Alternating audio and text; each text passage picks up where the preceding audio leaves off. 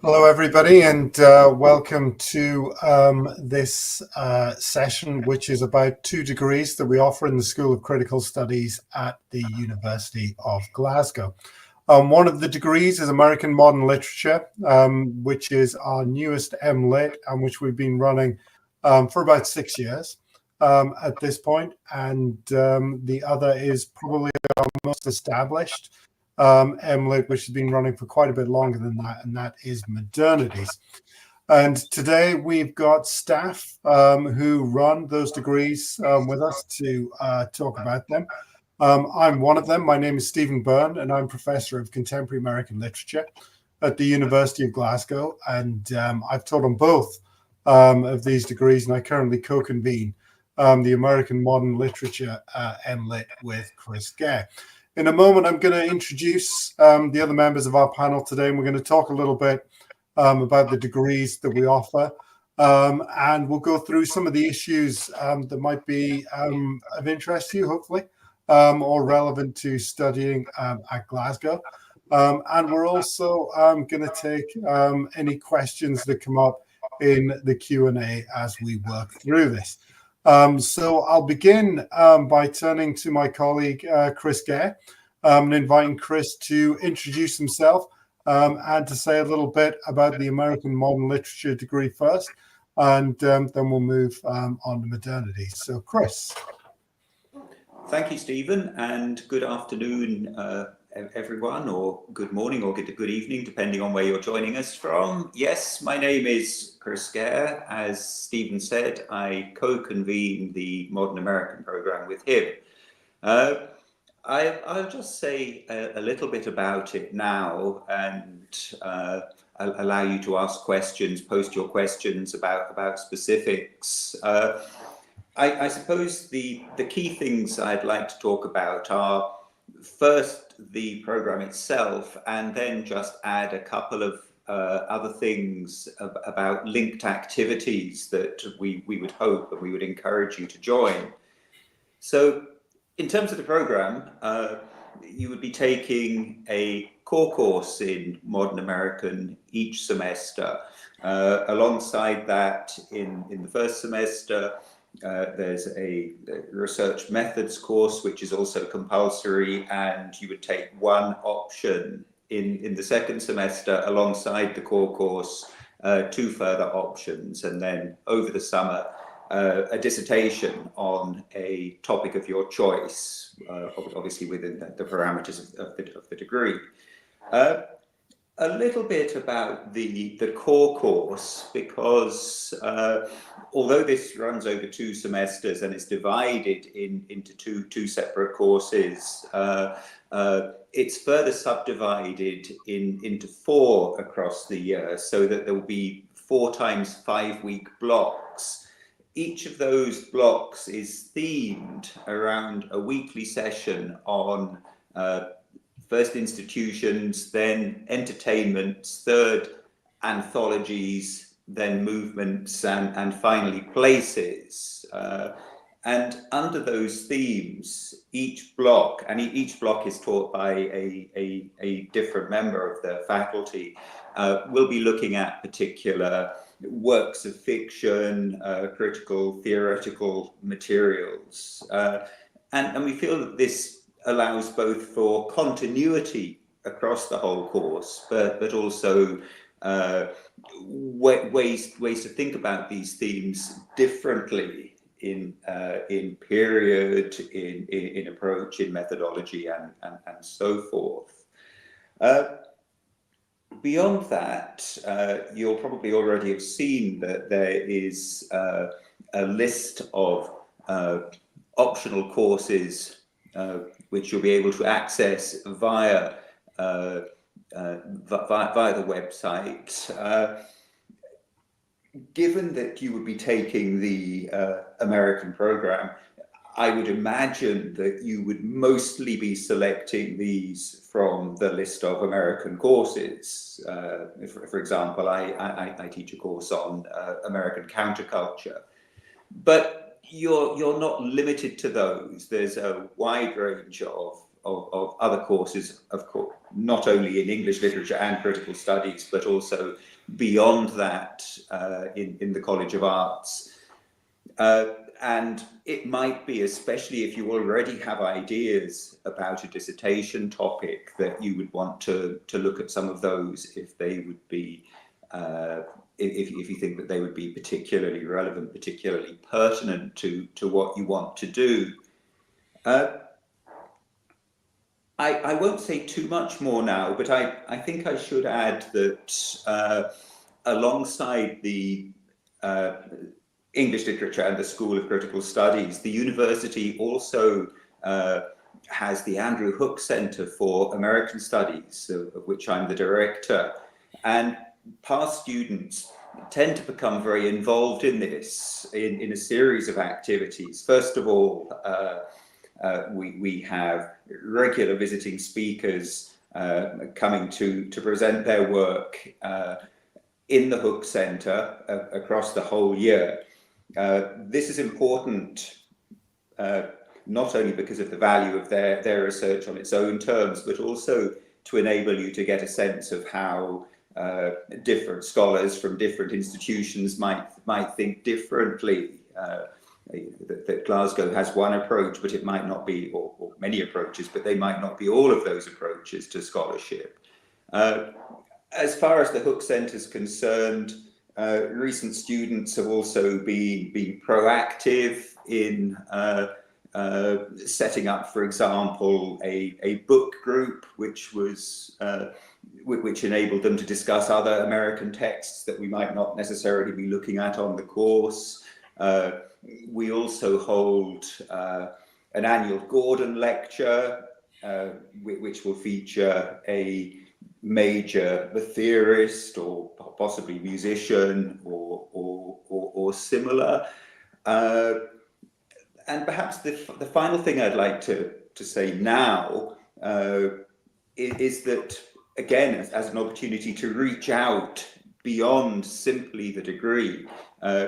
The Scottish Association for the Study of the Americas, SASA, hosts an annual conference at which you have the opportunity to meet postgraduate students from around Scotland and beyond, but also if you feel ready and confident to do so, to present your own work to a friendly, supportive community of other postgrads and faculty. And again, many of our students have presented there. Often it's the first paper that they give. So I'll leave it there and be happy to take questions a little bit later. I'll hand it back to Stephen now. Thank you very much, Chris. Shall we turn, Sophie, to you, Dr. Sophie Vlachos, convener of Modernities. Would you like to introduce yourself and the degree? Thanks, Stephen. And hello to those of you joining us live and to anyone watching at a subsequent recorded point. So my name is Sophie Vlachos, and as Stephen was saying, I'm the convener for the MLitt in Modernities. And as Stephen was saying, the Modernities program has been running for a good number of years now. It was 2006, 2007, I think it was first established, and it's been a very buoyant and lively program since its inception. The program, as the title suggests, focuses upon the concept of modernity. It presupposes some knowledge of modernism already, and it takes quite an intermediate approach. There's a degree of aesthetics, literary theory, critical theory, philosophy. The course encourages engagement with artworks, music, but is obviously predominantly focused upon literature and literary theory. So it is a broadly chronological program. We sort of start, roughly speaking, around 1890s, and we run up until the contemporary, up until now. And it's team taught in its core components. So there are seminars, and they're led based upon research specialisms and research enthusiasms. So what the program doesn't do is tread that very familiar path of Modernism 101, which is really a prerequisite to taking the course in some respects. It encourages engagement with, yes, very canonical figures and texts, but also tries to encourage students to engage with some perhaps lesser known figures and works as well. It takes a similar structural form to the American Literature Program insofar as there are 2 core courses, and that is where this kind of material that I've been talking about is taught. And there are certain special topics which you take in affiliation with these core courses on cognate topics. Just trying to think of some courses that have run of late. I've convened a course on contemporary realisms, which is to do with form and genre in a post-2000 context. We have a course on radical theory, on imperialism. In the past, we've had courses on Proust and the fin de siècle. So there's a lovely range of courses which you can draw upon, and of course, lots more courses within the subject and even in the college if you are inclined to incorporate something a bit more left field within your package of study. But I think I'll leave it there for now. I don't want to bombard people with too much information, but if there are any questions, I'd be happy to take those. As Stephen said, we're very happy that one of our current students, Molly, has joined us today. And Molly is obviously much better placed than me to talk about certain aspects of the programme. So Molly will be happy to take questions as well. Thank you very much, Sophie. On that note, Molly, would you like to sort of introduce yourself and perhaps say something about your experience being a student at Glasgow? So you're in the middle of your MLitt, aren't you? I am indeed, yes, of course. And hello to everybody watching this just now or in weeks to come. I'd be glad to take questions as well, of course. And I don't really know what I can add on top of what Sophie said, but yes, I'm approaching the end of my first year part-time study. So I'm a part-time student. And I think one of the things that I've particularly enjoyed about the course and something to keep in mind is how flexible it is and the range of choices that you have within this specific program. As Sophie said, there's a fantastic range of courses to choose from the quite canonical to the very theoretical to things that branch out beyond that into other programs within the college. You're also able to take one undergrad course, which gives you an even bigger range. So I'm currently just finishing off an undergrad course this semester. Another thing to add is that the University of Glasgow generally, certainly this faculty, is very encouraging, and it's very encouraging towards sort of student activity and pushing you in many directions. There's always events on, you're always getting emails about different talks and seminars to go to. It's a very open environment, very welcoming. So yeah, it really pushes you out to meet people doing other forms of research and to explore other topics. And it very, very much complements a course that is, as I said, as flexible as this. So whether you're interested in primarily literature or theory or a nice selection of both, yeah, I think that's about all I've maybe got to say just now, but would be glad to take questions as well, of course. Thank you, Molly. Yes, thank you, Molly. We're very grateful and lucky to have you agree to join us today to talk about your experiences. We have a question that's come through, so maybe we can just take a look at that for a minute, which is, when and how do I choose my optional courses? Who would like to take that one? So I think the list of courses is presented to students when they register. Is that correct, Molly? And then upon registration in the orientation week, you kind of commit to courses. Yeah, that's it. I think it was towards the end of August, the beginning of September, you begin the matriculation process and you get full access to the university website and your login. And it is very straightforward on there. You'll get emails in advance telling you what courses will be available to you, how to access them, how to sort of browse a catalogue from the wider college. And in my experience, staff were very helpful and quick to respond, and it is quite self-explanatory. But yeah, look out for that towards the end of August, the beginning of September.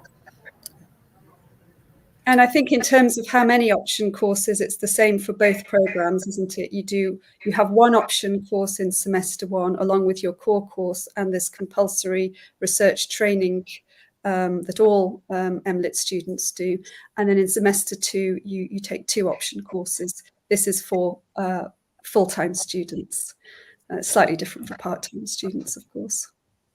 I'll say on that, actually, as a part-time student, so last semester, which is my first semester, there's the fundamental research course, which I think Chris mentioned, and then you have Modernities 1, which is a core course, a real solid grounding in theory, canonical modernism, and also some debates around that and modernity generally.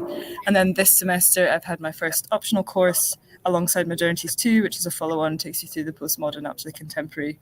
And then next year, I'll have one option course in either semester, and then the dissertation through the summer. So that's the part-time structure. Thanks, Molly. Good, great. Thank you very much. And it is worth sometimes, I think, touching base with the person who teaches some of your option courses, so that you can maybe get a feel for the sort of thing that you're going to do. I teach a course on representations of consciousness in the contemporary American novel, and that might be a title that is opaque to many students before they begin it, and so quite often I'll have questions from students and will sort of share with them the reading list or make some suggestions to them as they're kind of coming to terms with what might be asked of them. So when you do get your list of optional courses, it's a good idea to have a think about how your interests might shape the kind of courses that you might do, and then sort of get in touch with the people who you'd be working with in those various degrees. I wonder if it might be useful to say a little bit about where you go after the option courses, since you mentioned the dissertation there. So the dissertation between the two programs is again very similar, but maybe Chris and Sophie, you could say something about some of the different topics the various students have written about over the years. I've worked with students on both programs doing dissertations, and it's one of the most exciting parts of the job for me to see a student develop across a degree and then really sort of flourish in the piece of work that's kind of the capstone to their experiences as MLitt students. Chris, should we begin with the American examples? Are there projects that stand out to you or that you recall? Yes, thanks, Stephen. I think maybe to introduce the idea of the dissertation, it's worth saying that there's a wide range of approaches here. Some students might decide to write their dissertation solely on a single author. For example, I supervised one recently on Richard Brautigan and his fiction. On the other hand, others range more widely, perhaps within genre. Another recent dissertation I supervised was on hard-boiled detective fiction. That also extended slightly to involve discussion of hard-boiled movies as well, and that kind of interdisciplinary or cross-disciplinary approach is definitely welcomed by us. You need to remember that this is a literature program, but that doesn't mean that you would only be studying literature. Other recent and very successful approaches, I've had a couple recently on environmentalism. looking at the ways in which that might be explored, not only in more obvious and realist ways, but also through science fiction. And I think too, one thing with the modern American here is that it's important to remember that American can be defined in various ways. Obviously, specifically in terms of the program, that would be to do with the United States, with Canada, perhaps with Caribbean literature, but also more widely as transnational approaches to literature, or transatlantic, in which you might be looking at an American author or authors alongside British or others. That seems to be increasingly popular in modern American. So that there is this very wide range of possible approaches. In terms of how you go about the dissertation, you'll be sort of deciding on that around about now, I suppose. I think it's around April, and then with a workshop where you present your preliminary ideas in, I think, May. Is that right? Maybe Sophie knows this. Yes, she's nodding her head. You'll be then be assigned a supervisor, and we'll work with that supervisor over the summer, probably having 3 meetings and submitting samples of your work to receive feedback on those. So I think that's pretty much what I want to say. I don't know whether Sophie wants to add anything to it. I mean, we're in the process in the subject of trying to match dissertation abstracts with appropriate supervisors. So I have the current Modernities cohort proposals in my head, and off the top of my head, we have dissertation proposals for theopoetics, which is a kind of a blend of theology and poetics, a theopoetics of T.S. Eliot. We have a work or a project on Kathy Acker, the kind of punk postmodernist feminist author. Perennially popular Angela Carter usually comes up, and we welcome Carter dissertations, and we have a seminar on Angela Carter in the Core 1 or Core 2 session rather. So very often dissertation projects are inspired by seminars from the core teaching or the special topics, which is lovely. But sometimes, students are following their own enthusiasms and passions and writing about something or studying something which they've not received a taught component on, and we try as much as we can to support that as well, and to match projects with colleagues who have the enthusiasm and the expertise in that area. Existentialism, life writing, autofiction, Beckett, these are all popular topics. And then obviously a lot of reading and interpretation through the lenses of current concerns, environmentalism, imperialism, gender, for instance. I suppose I could just add to that as well that for any of you who are considering going on and studying for a PhD, the dissertation here allows you to do 2 things. One, to test just how much you enjoy and how much you feel drawn to working on a longer piece of work. Obviously, this is only going to be 3 or 4 months rather than 3 or 4 years for a PhD, but also perhaps to begin to test out specific ideas, particular area, if you're or if you already have some kind of notion of what you might like to look at in a PhD. So it has that kind of that kind of possibility as well. I was wondering if it might be worth me saying something about approaching dissertations as a part-time student as well, because I know, Chris, you mentioned you do a mock symposium to present your dissertation ideas about now. I think ours is coming up in the middle of May.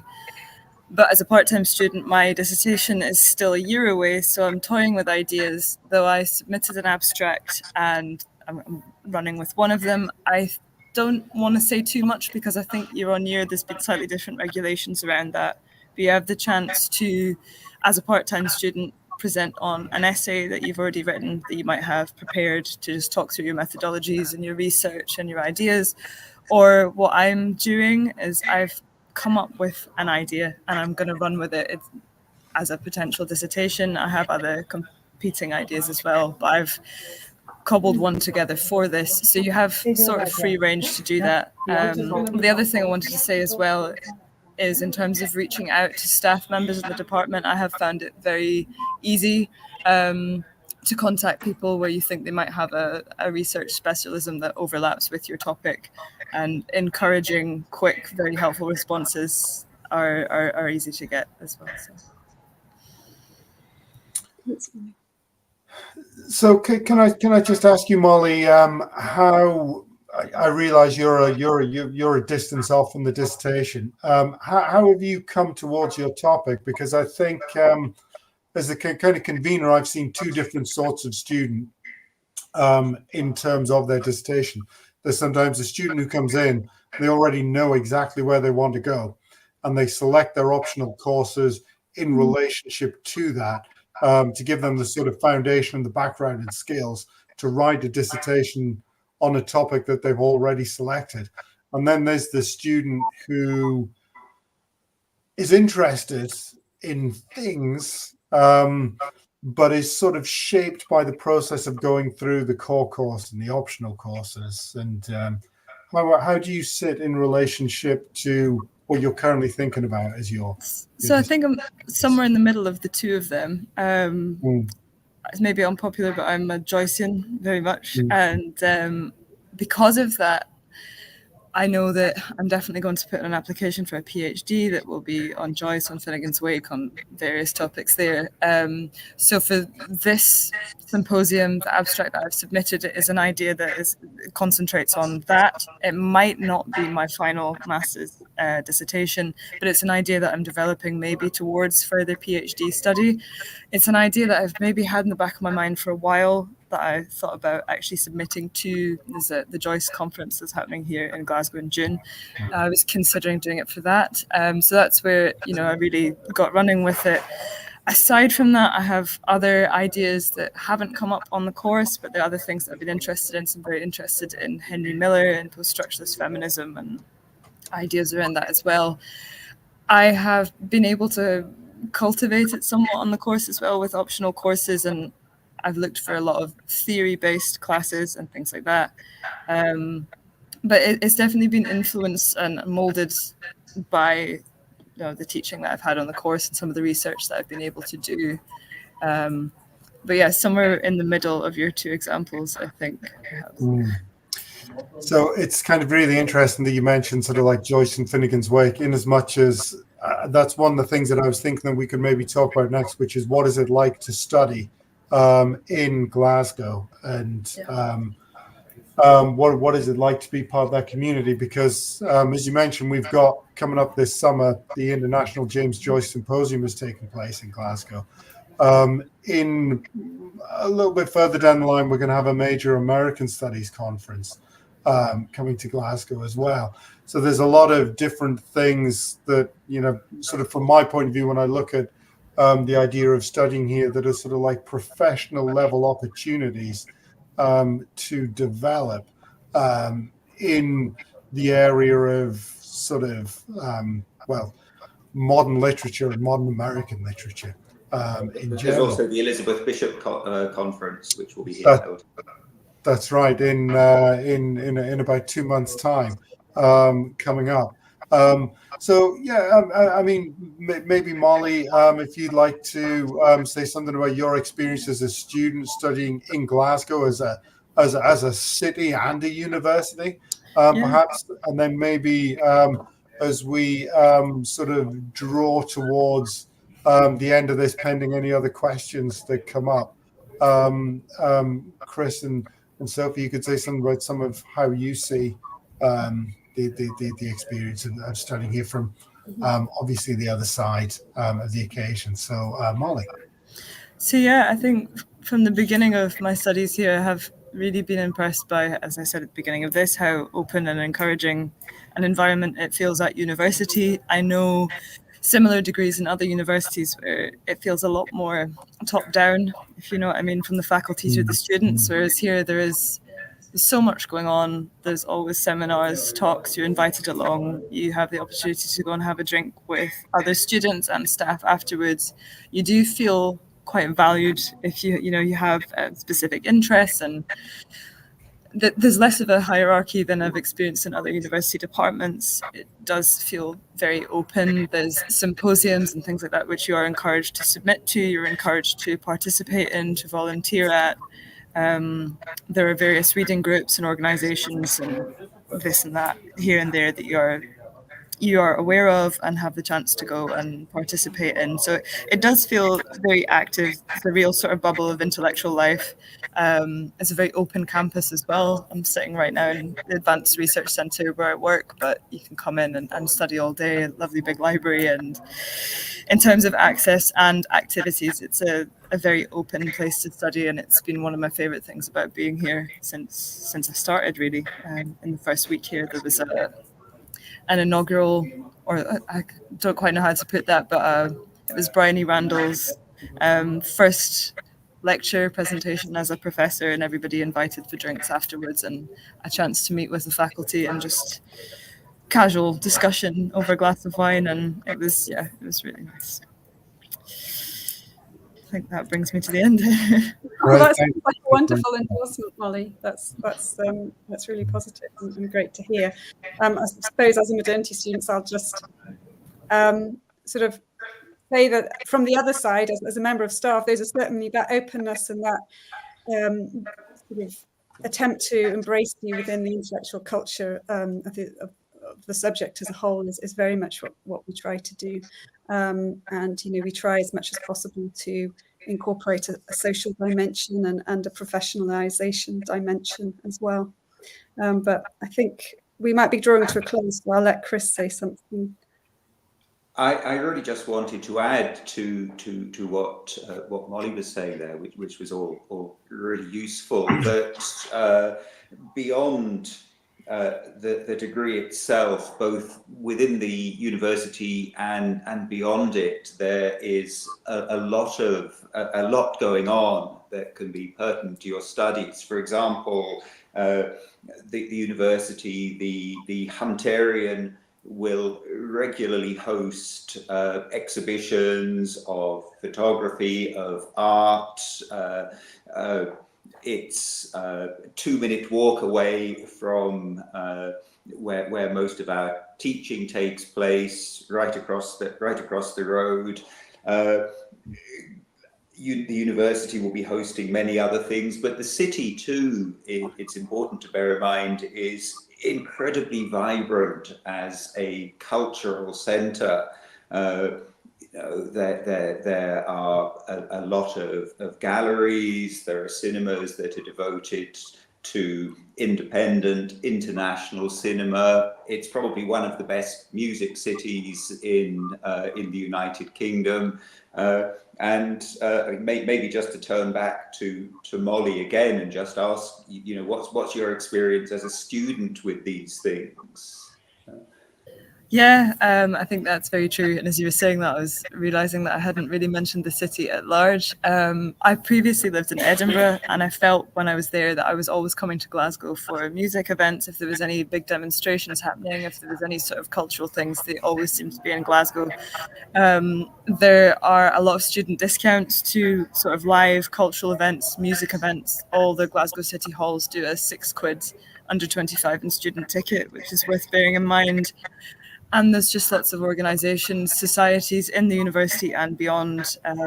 There's always something to do, whether it's in the west, the south side, the centre, and then you're not far from Loch Lomond and the Trossachs either for that kind of thing. So student, social, external life, it's a really good city for that and for meeting other people as well.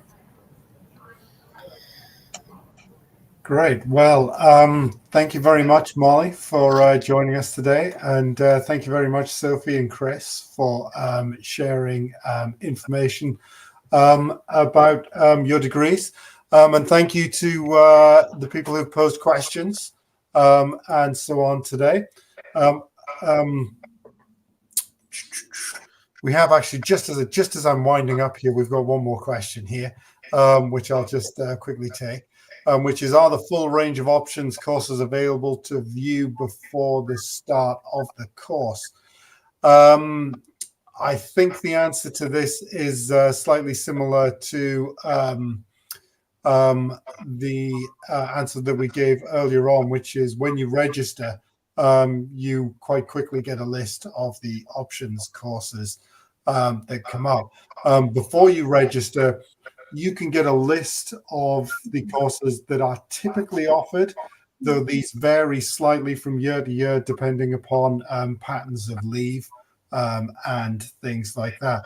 So nearly always, there is always a very large roster of courses, but if there's like one specific course that seems to you to be absolutely critical to what you're doing and you haven't yet registered, it's probably easy enough to just drop one of us a line and ask if that course will be running in the coming year. And in most cases, the answer is yes. It's certainly when I think about the specifically American courses that we offer, it's rare for us to have a year where we don't offer one of our main courses just there. I mean, that really brings me to the final thing that I was going to say, which is if anybody has any other questions or queries that we haven't actually covered today, it's fine to drop us a line. Any of us as conveners of the course, you'll find our email addresses on the Glasgow University website. We're almost delighted to answer any questions about the course or to meet people who are nearby and thinking about coming to the course as well. So thank you very much for your questions today and for attending this session. So thank you. Thanks.